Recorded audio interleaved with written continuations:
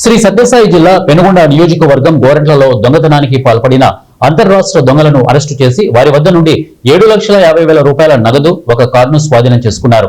పాలసముద్రం cross వద్ద ఒక హోటల్లో అనుమానాస్పదంగా 6 మంది వ్యక్తులను అరెస్టు చేసి వారిని విచారించగా గోరంట్ల పట్టణంలో జరిగిన దొంగతనాలకు సంబంధించిన వివరాలు వెల్లడించారు.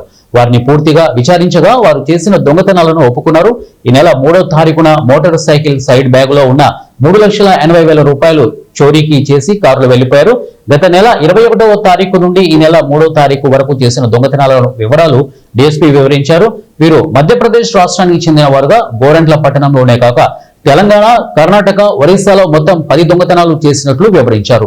దాదాపు 10 దొంగతనాలలో 12,59,000 రూపాయలు దొంగలించారని అన్నారు. ఇక 10 దొంగతనాలకు గాను వారి వద్ద నుండి 7,50,000 నగదు, ఒక మారుతి స్విఫ్ట్ కారును స్వాధీనం చేసుకున్నట్లు డీఎస్పీ వెల్లడించారు. విచారించగా ఈ 6 మంది కూడా మధ్యప్రదేశ్ రాష్ట్రానికి చెందినటువంటి వాళ్ళు అనేక రాష్ట్రాల్లో ఈ డైవర్షన్ ఆఫ్ అటెన్షన్ బ్యాంకుల దగ్గర రెక్కీ చేసి ఎవరైతే పెద్ద మొత్తంలో డబ్బు డ్రా చేసుకొని పోతుంటారో అటువంటి వాళ్ళ దగ్గర దొంగతనం చేయడం వీళ్ళ యొక్క నేర ప్రవృత్తి. అంతర్రాష్ట్ర దొంగల వీళ్ళు.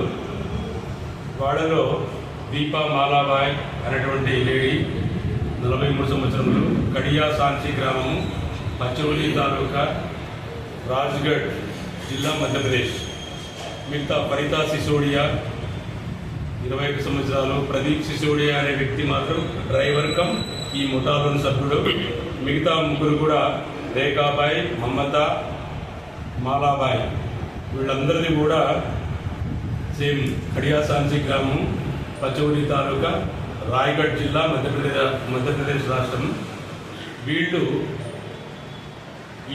పోయిన నెల 21వ తారీఖు నుంచి, ఆగస్టు 21 నుంచి ఒక 2 కార్లలో 9 మంది ఆడవాళ్ళు, 2 మగవాళ్ళు, అంటే వాళ్ళ డ్రైవర్లు.